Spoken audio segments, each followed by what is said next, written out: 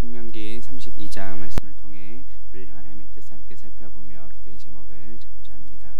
본문 1절 말씀 보시면 하늘이여 귀를 기울이라 내가 말하리라 땅은 내 입의 말을 들을지어다 라고 말씀합니다. 고대 메소포타미아 이 조약에서는 쌍방간의 이 조약의 내용을 증명하고 또 확증하는 증인으로 하늘과 땅이 등장합니다. 성경에서도 오늘 본문과 마찬가지로 하늘과 땅이 증인으로 언급됩니다. 특히 신명기에서 이 하늘과 땅은 이스라엘 백성들이 하나님의 경고를 어기고 또 우상을 섬김으로 형벌을 당할 때 증인으로 묘사됩니다. 하늘과 땅은 한 쌍으로 함께 등장을 하며 또 온 세계를 상징합니다. 그리고 하늘과 땅은 창조되어진 모든 것을 대표합니다. 모세가 하늘과 땅을 이 증인으로 선포한 것은 그만큼 이 노래의 중요성을 강조하는 것입니다. 이 노래를 듣는 이스라엘 백성들로 하여금 깊은 관심을 불러일으킵니다. 그렇다면 우리는 무엇에 또 귀를 기울이며 살아가고 있습니까? 그리고 나의 입에서는 어떠한 말이 나오고 있는지요? 날마다 우리는 하나님의 말씀에 귀를 기울이고 예수 그리스도의 그 말씀, 그 복음을 전파할 수 있는 저와 성도님들 되시기를 주님의 이름으로 축복합니다. 보면 2절 보시면 내 교훈은 비처럼 내리고 내 말은 이슬처럼 맺히나니 연한 풀 위에 가는 비 같고 채소 위에 단비 같도다 라고 말씀합니다. 이 내린다라는 말은 비처럼 방울방울 떨어진다라는 뜻입니다. 모세가 부른 노래에 담긴 이 교훈이 이스라엘 백성들 가운데 비처럼 방울방울 떨어진다는 뜻입니다. 이 비는 여기서 하나님의 교훈을 비유적으로 표현한 것입니다. 팔레스타인 지역은 물이 귀한 곳입니다. 하나님의 말씀이 가물어 메마른 땅에 내리는 그 비와 같은 기능을 한다는 뜻입니다. 메마른 땅에 이슬이 촉촉하게 내려서 죽어가는 생물을 살리듯이 생명이 없는 곳에 생명을 불어넣어 주시는 하나님의 말씀을 보여줍니다. 그런데 이 내리다라는 단어가 이사야서 44장 3절에도 동일하게 사용됩니다. 이사야 44장 3절에 보면 나는 목마른 자에게 물을 주며 마른 땅에 시내가 흐르게 하며 나의 영을 네 자손에게 나의 복을 네 후손에게 부어주리니 라고 말씀합니다. 목마른 자는 가장 기본적인 필요조차 스스로 채울 수 없는 그런 비참한 상황에 처한 자들을 가리킵니다. 더 나아가 이들은 영적으로 곤핍한 자들, 또 하나님의 은혜에서 떨어져 나간 듯한 삶을 살아가는 자들을 가리킵니다. 그런데 예수 그리스도께서는 죄와 허물로 죽었던 우리에게 풍성한 생명수를 공급해 주시는 분이십니다. 참 생명이신 예수 그리스도를 통해 영원한 생수를 우리가 공급받을 때 우리의 메마른 심령이 촉촉하게 회복될 것을 믿습니다. 예수 그리스도 안에서 풍성한 생명수를 공급받아 누리며 살아가는 저와 성도님들 되시기를 주님의 이름으로 축복합니다.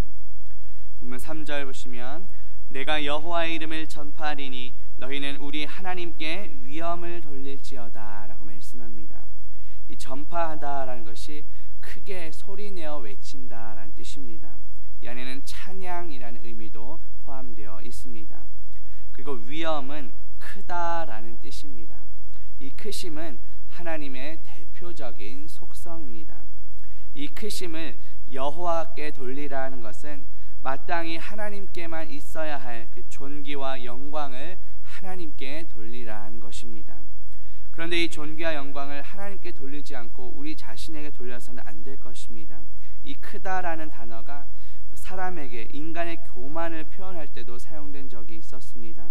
이사야서 10장 12절에 보면 그러므로 주께서 주의 일을 시온산과 예루살렘에 다 행하신 후에 아수르 왕의 완악한 마음의 열매와 높은 눈의 자랑을 벌하시리라 하고 말씀합니다. 이사야 20장 12절 말씀은 아수르가 심판받을 수밖에 없었던 그 이유에 대해 설명합니다. 역사의 주관자이신 여호와의 의도와 절대 주권을 무시했습니다. 하나님의 심판은 아수르 왕에 대한 그 오만함에 대한 심판이었습니다. 여호와께서는 자신을 가리켜 주라고 말씀합니다. 구약의 여호와는 신약에서 주로 번역됩니다. 우리 주 예수 그리스도께서는 구약의 여호와 하나님이십니다. 이 아수르가 사마리아뿐 아니라 고대 근동의 여러 왕국들을 점령할 수 있었던 것은 주님이신 여호와께서 그 일을 허락하셨기 때문입니다. 아수르 왕은 그런데 주님이신 여호와를 멸시하고 스스로를 주라고 불렀습니다. 그래서 아수르 왕은 진정한 주님이신 여호와 하나님에 대해 심판을 당한 것입니다. 아수르를 심판의 도구로 삼으셨던 그 여호와 하나님께서는 아수르가 교만하여 스스로를 높이고 하나님께 맞서려 하자 아수르를 심판하십니다.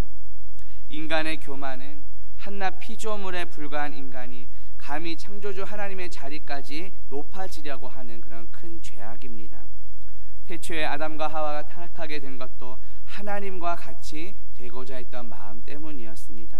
그래서 하나님께서 먹지 말라고 하신 선악과를 먹었습니다. 오늘 본문 말씀은 교만한 우리 자신을 돌아보는 말씀입니다. 우리는 피조물이고 예수 그리스도는 창조주 하나님이십니다. 예수님께서는 마태복음 11장 29절에서 나는 마음이 온유하고 겸손하니 나의 멍에를 메고 내게 배우라 그리하면 너희 마음이 쉼을 얻으리니 라고 말씀합니다. 우리는 하나님과 같이 되고자 하는 그런 교만함을 벗어버리고 온유하고 겸손하신 예수 그리스도를 닮아가야 합니다.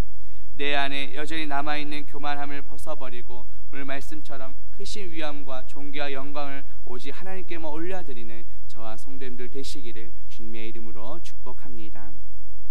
본문 4절 보시면 그는 반석이시니 그가 하신 일이 완전하고 그의 모든 길이 정의롭고 진실하고 거짓이 없으신 하나님이시니 공의로우시고 바르시도다 라고 말씀합니다.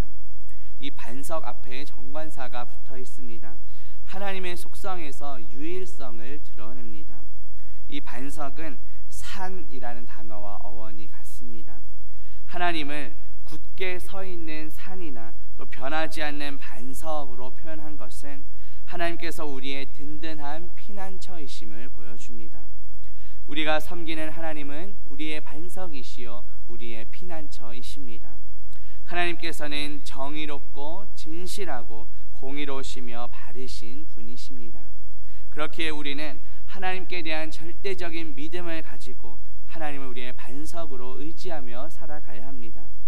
변하지 않는 반석이신 예수 그리스도를 날마다 신뢰하며 또 의지하며 살아가는 저와 성도님들 되시기를 주님의 이름으로 축복합니다. 기도합니다. 하나님 아버지, 오늘 말씀을 통해 모세의 노래 오늘 살펴보게 하시니 감사합니다. 날마다 하나님의 말씀에 귀를 기울이며 예수 그리스도의 말씀과 복음을 전파하게 하옵소서. 오직 예수 그리스도 안에서 풍성한 생명수를 공급받아 누리며 살아가게 하옵소서. 내 안에 여전히 남아있는 교만함을 벗어버리고 온유하고 겸손하신 예수 그리스도께 모든 존귀와 위엄과 영광을 돌리며 살아가게 하옵소서. 우리의 반석 되시며 피난처이신 예수 그리스도를 더욱더 의지하며 신뢰하며 살아가는 우리 모두가 되게 하옵소서. 예수 그리스도의 이름으로 기도합니다. 아멘.